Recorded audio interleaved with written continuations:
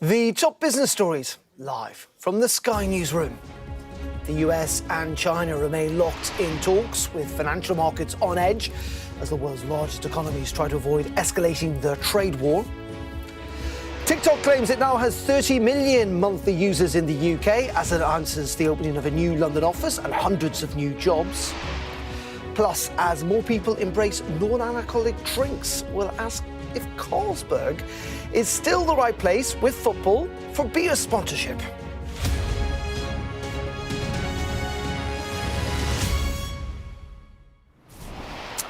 Very good afternoon. This is Business Live with me, Darren McCaffrey, on this Tuesday afternoon. Now, the United States and China remain locked in talks on a second day here in London with financial markets on edge as the world's largest economies try to agree to allow exports of key tech and industrial goods and, of course, avoid an escalation in that ongoing trade war. Well, the team's been led by the US Treasury Secretary and the Chinese Vice Premier. They've been taking place at Lancaster House, where I'm delighted to say Gurpreet Narwan is there for us too. And we are into day two. Any sense of any progress? Well, it's been fairly muted out here, although King Charles did just drive through into the building, although we don't know if he's perhaps going to meet any of the delegates. Who knows?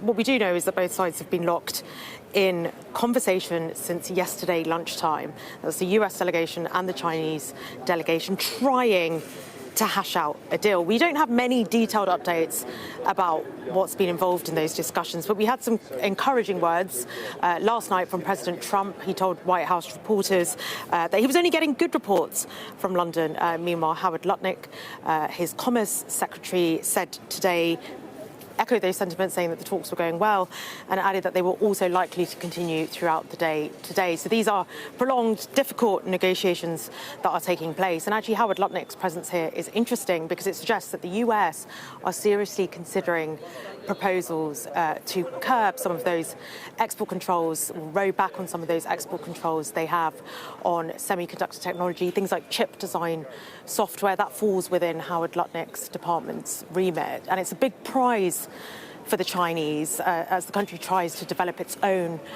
chip industry. It's the kind of industry, the industry of the future, that would not only afford a country a huge amount of economic power, but also political influence on the geopolitical stage, critical for a country that's trying to usurp the United States in its race to become the world's dominant superpower. And then the Chinese, for their part, well, they have a huge amount of control over rare earth minerals, not only the mining of those, but also the refining of those minerals. And they're the kind of minerals that will power the technologies of the future, things like the US's EV industry. And China last month really started flexing its muscles on that, curbing some of those exports. So a huge amount of leverage here on both sides, and the ability to cause harm, but also self-harm, because for all the talk of kind of battle lines and feuds, these economies are more integrated than you might think. Take an iPhone, for example. That's chips that have been designed in the US, manufactured in Taiwan. The products are then assembled in China before they are perhaps packaged in Vietnam, then tested in China, and then back they go to the United States. So both sides clearly have an incentive, and I think from what we're seeing today, a real impetus to try and hash out a deal. OK, Gurpreet Narwan, live for us there, outside those talks at Lancaster House in central London. Thank you very much indeed. Now, the Chancellor will tomorrow set out day-to-day departmental spending for the next 3 years. Rachel Reeves will highlight £113 billion of extra capital spending funded by borrowing over the rest of the Parliament. However, she's also expected to still be a significant squeeze in spending across a number of unprotected government services. Let's bring in our economics and data editor, Ed Conway, who's got the highlight of anyone's day, an Ed screen. Yes, Darren, are you excited? Because coming up, actually, in less than 24 hours' time, we will have this, the spending review. And it's a big moment. It's a big moment for the UK. We learn a lot more about where money is going to be spent. I want to just give you a little bit of a primer on what the kinds of things to look out for, because there's going to be a lot of numbers here. and a lot of misconceptions about kind of where those numbers actually fit in. OK, so first of all, let's take a step right back, and look at just how much money the government brings in taxes. So basically, we're paying to the government in taxes, £1.2 trillion, and then how much it spends. So we're talking about the spending review. It's mostly about this column. And one thing you'll have noticed, obviously, that is bigger than that. So the difference between the two of those is borrowing. OK, so most budgets, we talk about the borrowing an awful lot. We sometimes talk about the taxes quite a lot. This is all about that, OK? It's all about spending. And actually, it's not all of this that's covered by the spending review. This is one of those misconceptions. It's not about 1.3 or 1.4 trillion pounds. It's actually, because a large chunk of that it's known as annually managed expenditure. It's not really managed. Some people would say it's kind of uncontrolled. That is the money that's spent on benefits, on pensions, on debt interest. But that's not covered in this spending review. The key bit that is covered is this departmental spending. So you're talking about this particular year is about £550 billion worth. A lot of money, but worth saying it's not the majority here. And you could break that down again as well into current spending, so day-to-day spending on, for instance, salaries, and then you've got investments, so spending on new hospitals and so on and so forth. And we can break it down again. And this is the point, OK? We're really drilling into these numbers. And if you drill into these numbers, what you see, that's the current spending, is that each different department gets a certain sum of money. So this is the amount that they get this year. The question is, and you can see, there's health, the biggest by far. There's education, I'll get out of the way. There's defence, and a lot of talk about whether defence is going to see that bar going higher. Scotland and Home Office. The question really is about how each of these bars changes as a result of this spending review. And what we're going to get this time around, which is a little bit different from the previous ones, is a bit more detail on future spending. Now, what we know so far is how much the big figures are. OK, so you've got day-to-day spending. We know that's going to be increasing by about 1%. It's actually kind of 1.2% on average. By 1% a year in those future years. We know that there's been a lot of spending on investment, particularly building stuff. And you heard about it, about nuclear power just earlier on today. What we get this time around, and I'll just highlight the years that matter, is that breakdown. The breakdown of where the money is going to be spent in those next 4 years for investment and 3 years for day-to-day spending. But the key thing, OK, the key thing to look out for here, the government will want to show you charts like this, showing a comparison between where the Conservatives were spending when it came to that day-to-day spending and where they are spending. See, that line's going up a lot more. That's one way of looking at it. But you could take the same numbers, divide them as a percentage of GDP and get better sense of how things compare over history. And actually, it turns out, when you look at the spending at the moment, day-to-day spending, it is still below pre-2014 levels. Different story for investment. That's actually heading to the highest level for decades. But these are going to be the things to look out for. We're going to get so many numbers from the Treasury, big tables from them, but we're going to kind of piece that apart and give you a sense of whether we're actually better off or worse off. Ed, and we will be watching with you, Beth, Sophie and Sam from, I think, 11 o'clock onwards tomorrow. As always, a pleasure. Thank you very much indeed. Ed Conway there looking at the comprehensive spending review being announced by Rachel Reeves in the Commons tomorrow.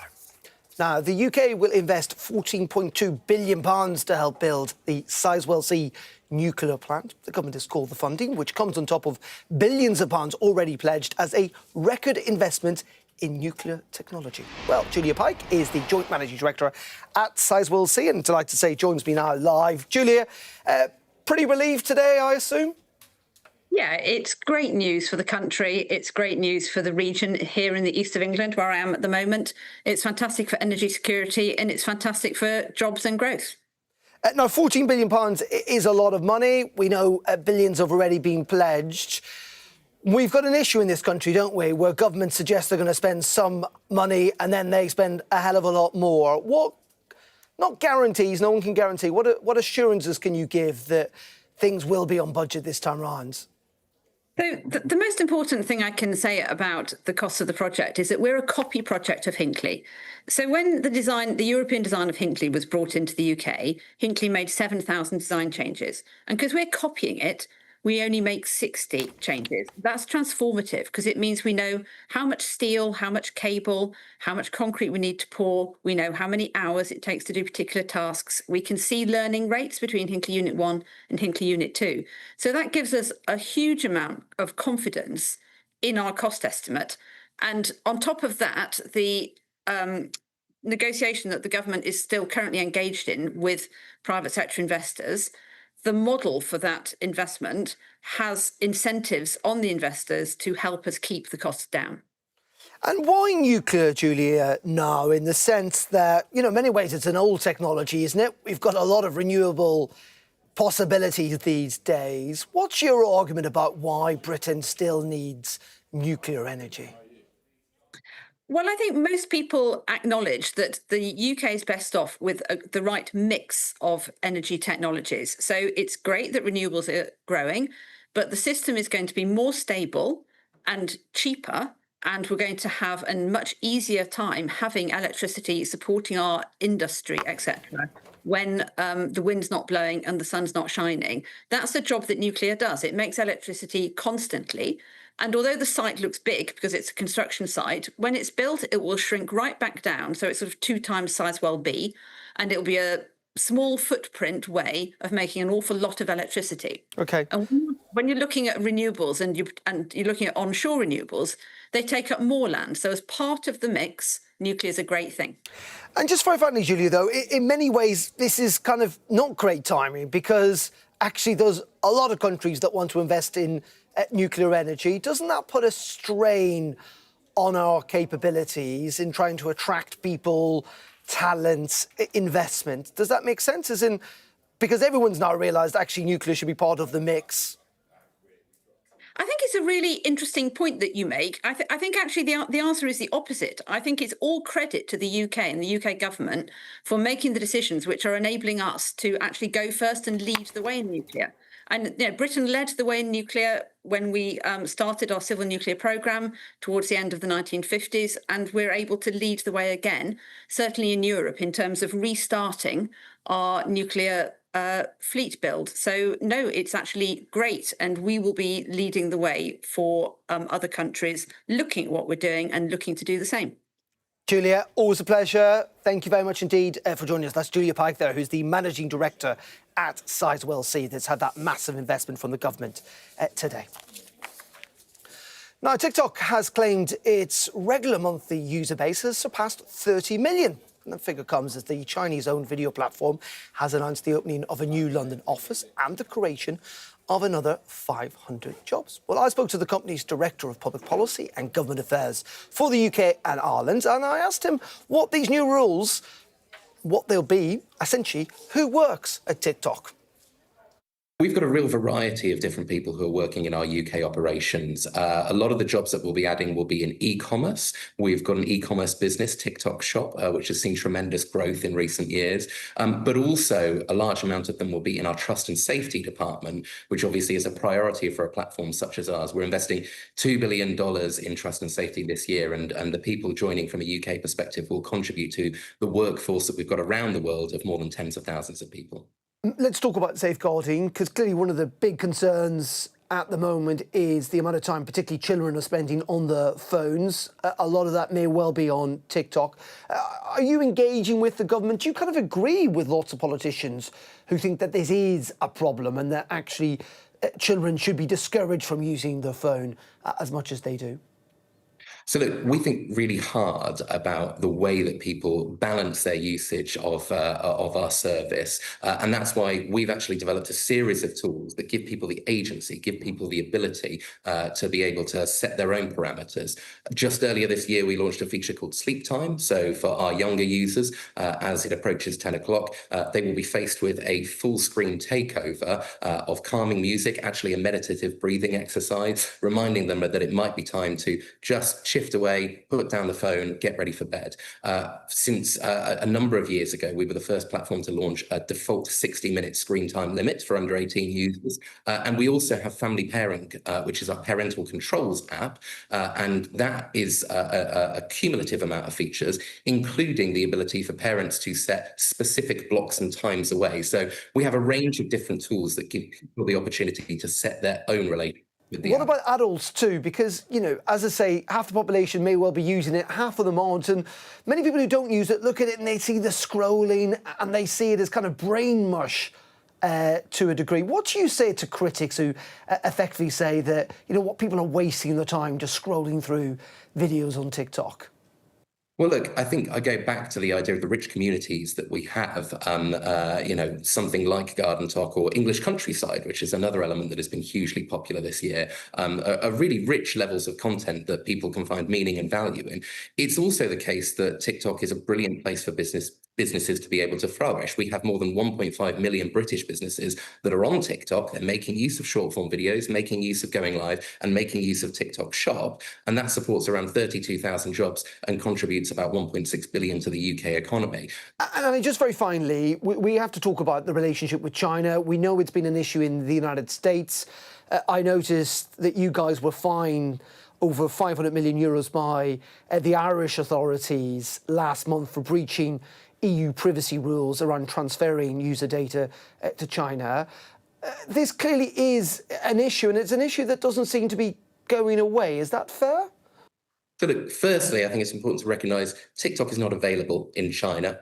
We're established in the UK, and our parent company, ByteDance, has a range of ownership within it. It's got 60% ownership by international investors, 20% by employees, and 20% by its founders. But look, when you talk about the finding, we are appealing that finding from the Irish Data Protection Commissioner, and we have made sure that in appealing it, we're highlighting the fact that it relates to a period of time before we had implemented Project Clover. Project Clover is a £10 billion data security initiative that we're rolling out across Europe and the UK. And it consists of two aspects. The first is an independent NCC group. They are verified by the government, and they essentially provide oversight of all the data transfers that take place and all the data access that goes on from TikTok employees to user data. And secondly, we're making sure that the data itself is stored in secured places, either over in the United States or increasingly in Europe itself,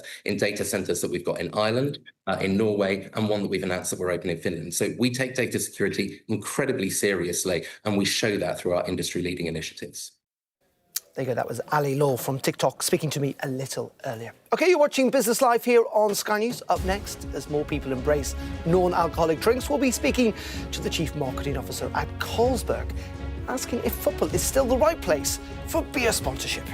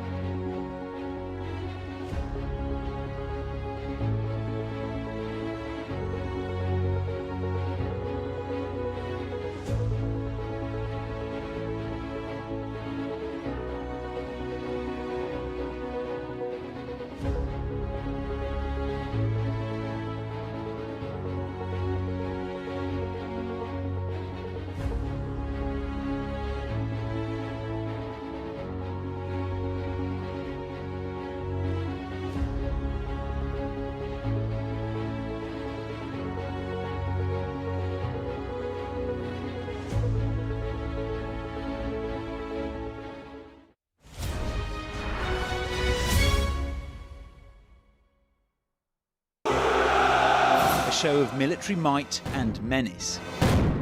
Why should the West trust you? Frankly, I don't care whether the West trusts us or not. Sky News. Get the full story first. Have a quick word for Sky News. Is the West right? Are you fueling Russia's war machine? American journalist Evan Gershkovich is on trial here, but was first on display. I'm Ivor Bennett, Sky's Moscow correspondent.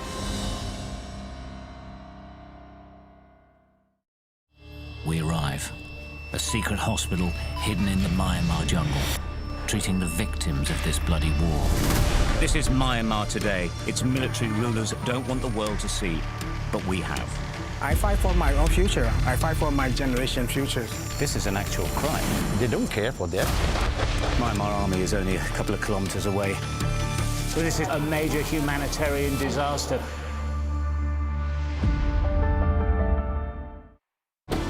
Jubilation in the streets, while some emotional. This is a political victory for Prime Minister Modi and his Hindu Nationalist Party. I'm Neville Lazarus, and I'm Sky's reporter based in Delhi.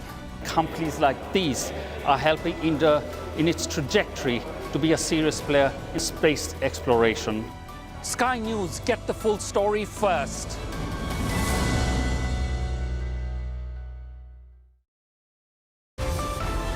Staying connected is vital for business. Sky Business sponsors this report.